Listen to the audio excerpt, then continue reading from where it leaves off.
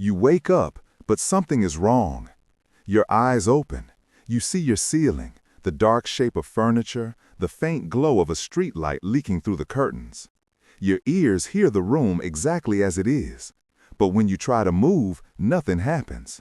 Your chest is heavy. Your throat is locked. Your tongue feels like stone. You are fully awake inside a body that has quietly stopped obeying you. At first, you tell yourself it is just a bad dream. You try to wiggle a finger, blink harder, force out a sound.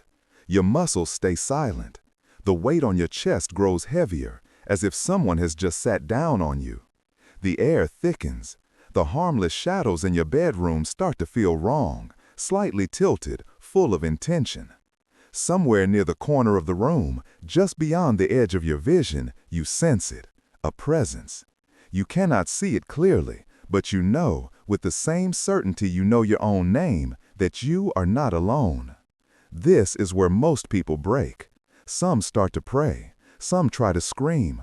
Some hold still, hoping the thing in the dark will not notice that they are awake.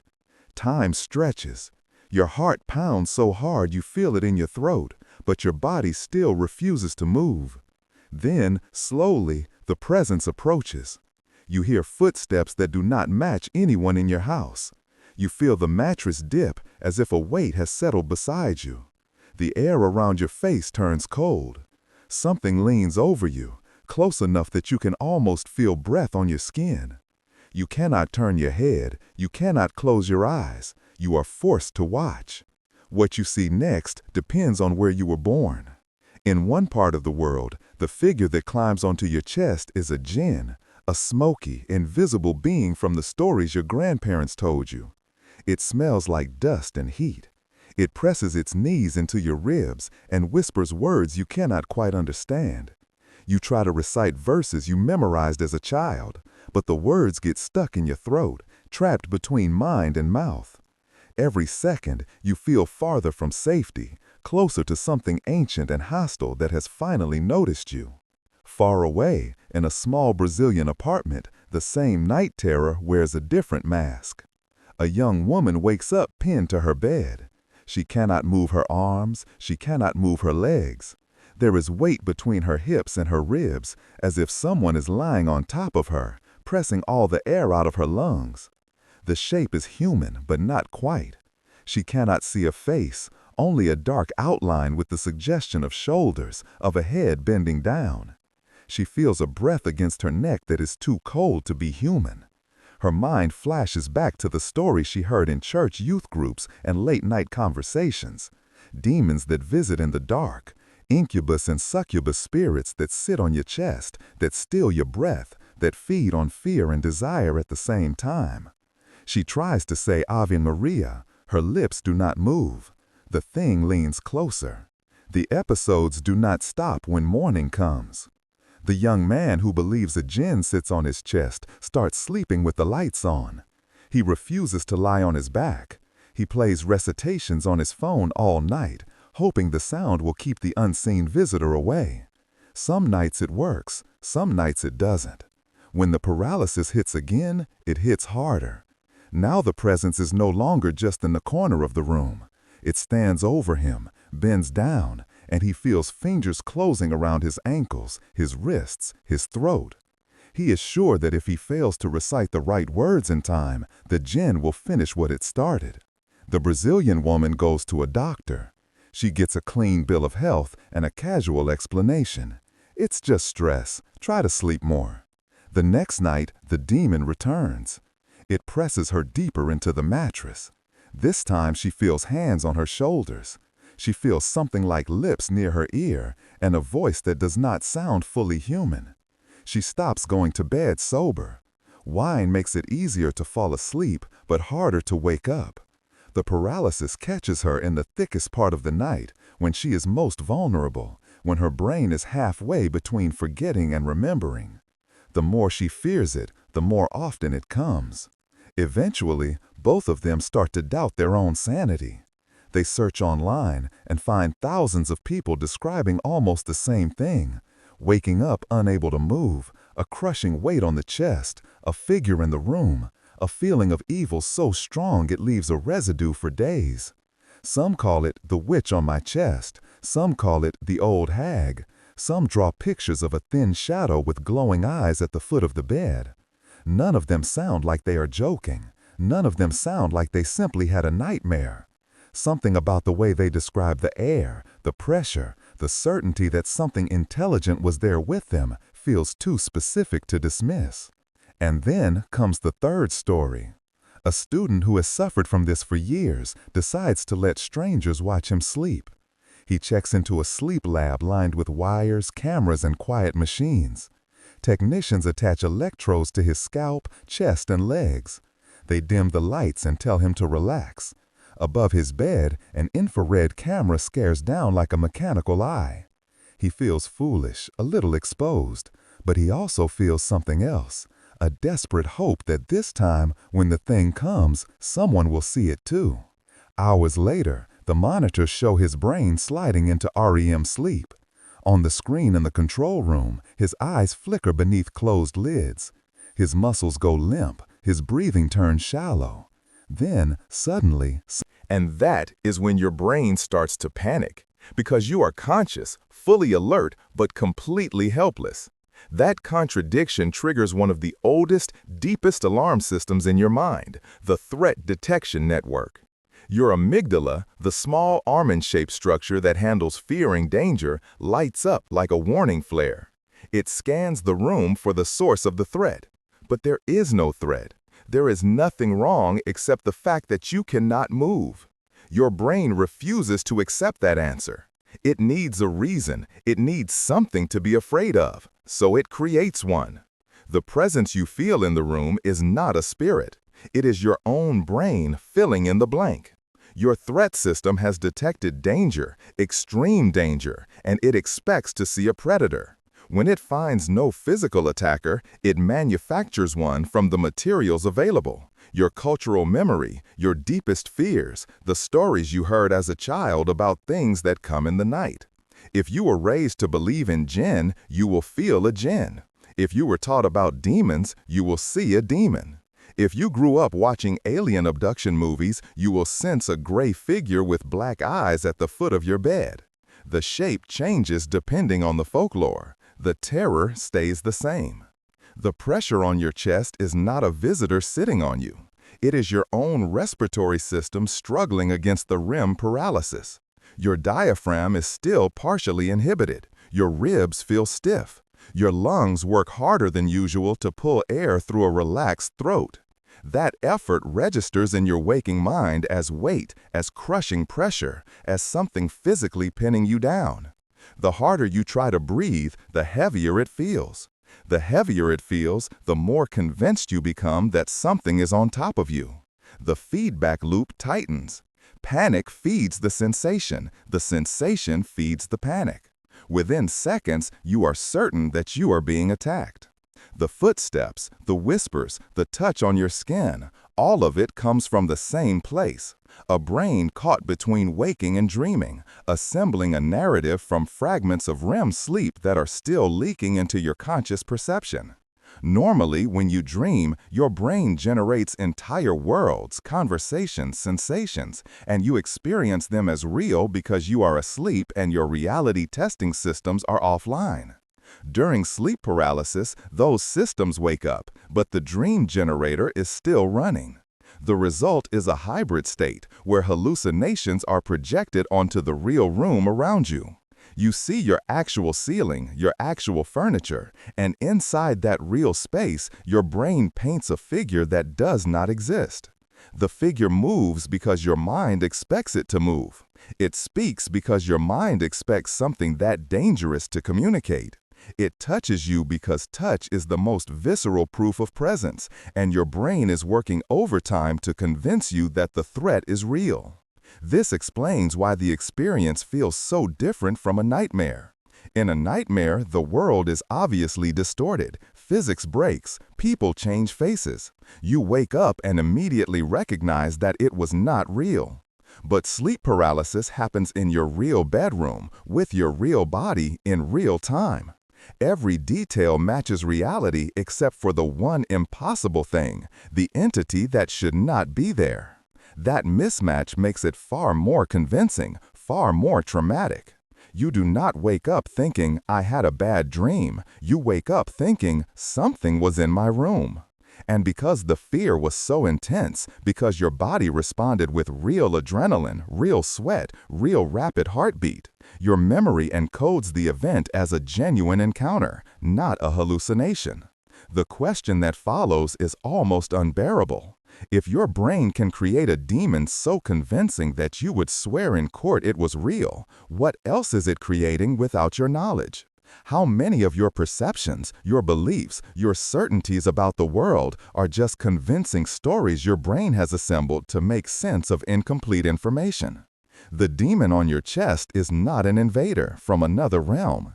It is you, a part of your mind that you never agreed to, never controlled, painting terror onto an empty room because that is what brains do when they are conscious, paralyzed, and afraid. They invent predators. They build monsters. They turn the uncertainty of I cannot move into the certainty of something is attacking me. Because certainty, even terrifying certainty, is easier to survive than the formless dread of not knowing why you are helpless. And here is the final twist. Once you know this, the demon does not disappear. People who understand the science still experience the full horror of sleep paralysis. They still see the figure. They still feel the weight. They still panic. Because the system generating the experience operates far below the level of conscious thought. You cannot talk yourself out of it any more than you can talk yourself out of feeling pain when you touch fire. The knowledge that this is just my brain does not reach the amygdala in time. By the time your rational mind catches up and whispers, it is not real, your body has already flooded itself with fear, and the demon is standing right there, close enough to touch, watching you with eyes that feel older than time. So what are you left with? Consider the implications. If a simple desynchronization between waking and REM can conjure a malevolent entity complete with footsteps, whispers, and physical touch, then how much of your everyday perception is also an educated guess dressed up as fact? When you glance at a friend across the room and know they are angry, you are reading micro-expressions, tone, posture, and your brain is filling in an entire emotional narrative in milliseconds. Most of the time it guesses correctly, but sometimes it doesn't. Sometimes your friend is tired, not angry, and you have just experienced a minor version of the same process that builds demons during sleep paralysis. Your mind generating a reality that feels absolutely certain even though the evidence is ambiguous. The religious explanations and the scientific explanations are not describing two different events. They are describing the same event from two different vantage points. To the person lying paralyzed in bed, the jinn or the incubus is as real as anything they have ever experienced. Their senses confirm it. Their body responds to it. Their memory will encode it as truth. To the neuroscientist watching the monitors, nothing supernatural occurred. Just a young brain caught between sleep stages, generating hallucinations to explain its own helplessness. Both descriptions are accurate within their frameworks. But only one framework predicts that the demon will appear in predictable patterns tied to sleep deprivation, stress, and lying on your back. That it will vanish the moment REM atonia releases, and that it will look different depending on which folklore you grew up with. This leads to the final, uncomfortable question. If your brain constructs demons to explain paralysis, what else does it construct to explain experiences that have no clear external cause? The voice you hear in your head that criticizes you constantly, is that you, or is that another story your brain is telling about neuroactivity it cannot fully interpret? The gut feeling that someone is watching you in an empty parking lot, perception or prediction error? The unshakable sense that a deceased loved one is still present in the house, grief, or another kind of hallucination built by a mind trying to fill the silence left behind? Sleep paralysis strips away the comforting illusion that you experience the world directly. You do not. You experience a simulation, a best guess assembled in real time by networks that prioritize speed and survival over accuracy. Most of the time, the simulation is close enough to reality that you never notice the gap. But when REM paralysis traps you, when the fear system overrides everything else, when dream imagery leaks into waking perception, the mask slips. You see the scaffolding underneath. You feel your brain generating a presence, sculpting it from cultural templates, making it move and breathe and threaten, all without a single external input to justify it. And here is the cruelest part. Once you have felt a demon that real, a demon made entirely by your own mind, you can never fully trust your senses again. Because now you know what they are capable of. Now you know that the line between "I saw something" and "my brain made me see something" is thinner than you ever imagined. The demon sitting on your chest is not an invader. It is an ambassador. It is your brain's way of showing you what it does every second of every day. Predict, interpret, fabricate, and then present the result to your consciousness as if it were simply observing the truth.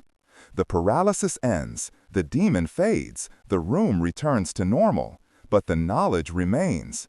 You are not a passive observer living inside a skull, watching the world unfold. You are the world your brain is willing to show you. And when that brain decides you need a demon to make sense of your fear, it will build you a demon so convincing, so tactile, so undeniably present, that you will lie awake the next night wondering if it will come back, wondering if it was ever really gone, wondering, in the darkest hours before dawn, whether you ever had control at all, or whether you have been, all along, a passenger in a mind that writes its own reality and then makes you believe you authored it. The demon was never under your bed. It was never in the corner. It was always in the space between your awareness and your body, in the machinery that turns electrical signals into lived experience. And the most terrifying revelation of all is not that your brain can create demons.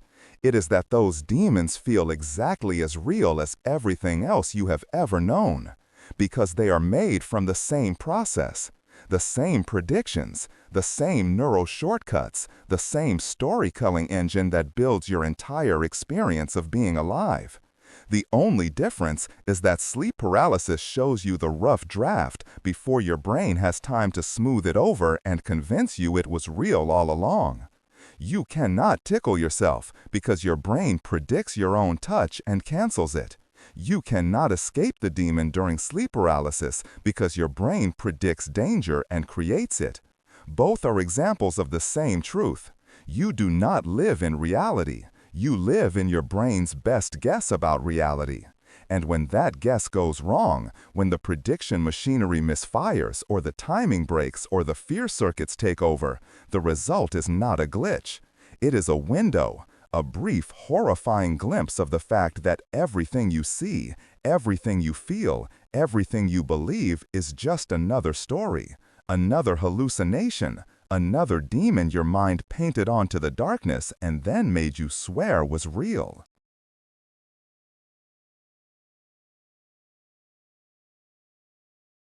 تستيقظ، ولكن هناك شيء خاطئ. عيناك مفتوحتان، ترى السقف الخاص بك، والشكل الداكن للأثاث، والتوهج الخافت لضوء الشائع الذي يتسرب عبر الستائر. تسمع أذناك الغرفة تماما كما هي، ولكن عندما تحاول التحرك لا يحدث شيء. صدرك ثقيل، حلقك مغلق، لسانك يشبه الحجر.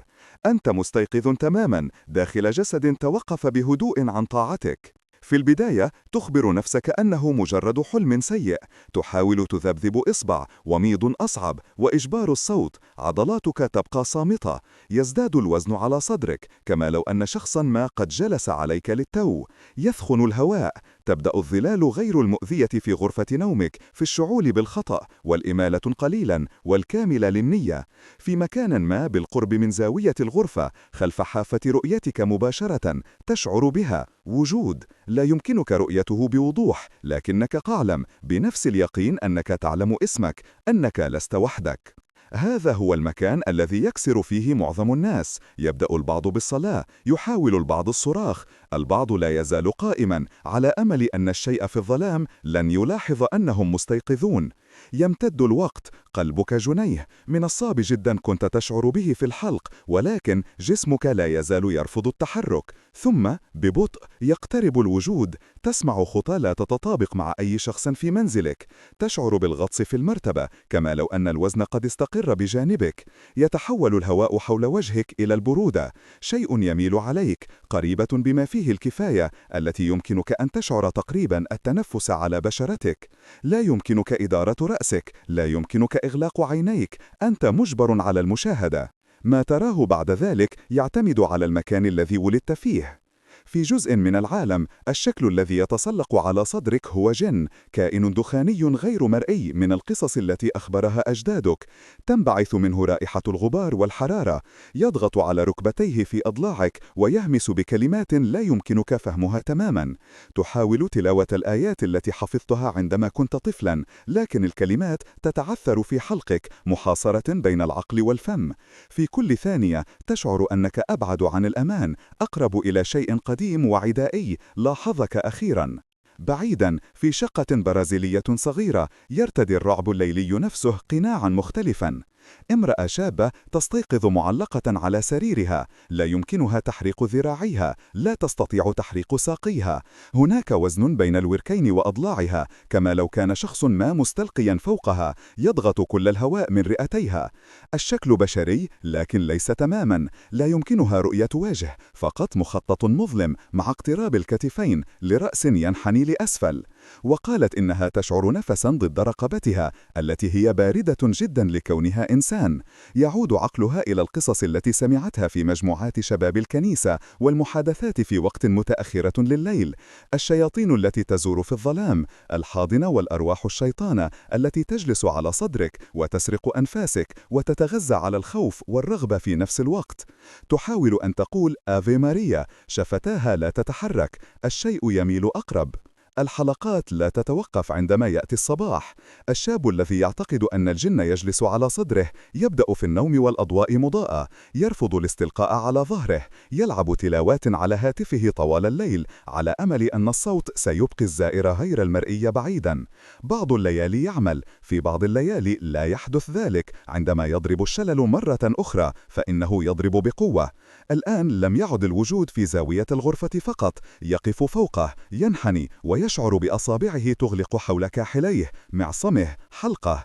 إنه متأكد من أنه إذا فشل في قراءة الكلمات الصحيحة في الوقت المناسب فإن الجن سينهي ما بدأه. المرأة البرازيلية تذهب إلى الطبيب، تحصل على شهادة صحية نظيفة وشرح غير رسمي، إنه مجرد إجهاد، حاول أن تنام أكثر. في الليلة التالية يعود الشيطان، يضغط عليها أعمق في المرتبة. هذه المرة تشعر باليدين على كتفيها، إنها تشعر بشيء مثل الشفاه قرب أذنها وصوت لا يبدو إنسانيا بالكامل. توقفت عن الذهاب إلى الفراش الرصين. المينا يجعل من السهل أن تغفو، ولكن من الصعب أن يستيقظ. يمسكها الشلل في الجزء الأكثر كثافة من الليل، عندما تكون أكثر ضعفا، عندما يكون دماغها في منتصف الرسيان والتذكر. كلما خشيت ذلك كلما جاء ذلك في كثير الأحيان. في النهاية يبدأ كلاهما في الشك في سلامتهم العقلية. يبحثون على الإنترنت ويجدون آلاف الأشخاص يصفون نفس الشيء تقريبا: الاستيقاظ غير قادر على الحركة، وزن ساحر على الصدر، شخصية في الغرفة، شعور بالشر قوي لدرجة أنه يترك بقايا. يسميهم البعض الساحر على صدري، والبعض الحاج القديم، والبعض يرسم صورا لظل رقيق بعيون متوهجة عند سفح السرير. لا أحد منهم يبدو كأنه يمزح، لا أحد منهم يبدو كأنه بسبب فقط تناول كابوس. شيء ما عن الطريقة التي يصفون بها الهواء والضغط واليقين من وجود شيء ذكي معهم يبدو محددا جدا لئلا يتم استبعاده. ثم تأتي القصة الثالثة. يقرر الطالب الذي عانى من هذا لسنوات السماح للغرباء بمشاهدته وهو ينام. تحقق في مختبر النوم واصطفى بالأسلاك والكاميرات والآلات الهادئة. يقوم الفنيون بتوصيل أقطاب إلكترودية بفروة رأسه وصدره وساقيه. يقومون بخمس الأضواء ويقولون له للاسترخاء. فوق سريره تحدق كاميرا الأشعة الحمراء كالعين الميكانيكية. إنه يشعر بالحماقة مكشوفا قليلا، لكنه يشعر أيضا بشيء آخر، همل يائس في أن هذه المرة عندما يأتي الشيء سيراه شخص أيضا. بعد ساعات أظهر المراقبون أن دماغه ينزلق إلى نوم حركة العين السريعة. على الشاشة في غرفة التحكم تنبض عيناه تحت الأغطية المغلقة. عضلاته تذهب لانه، تنفسه يتحول ضحلا. ثم فجأة يحدث شيء ما. يتغير النمط في موجات دماغه نحو اليقظة، لكن بقية جسمه يبقى محبوسا في شلل حركة العين السريعة.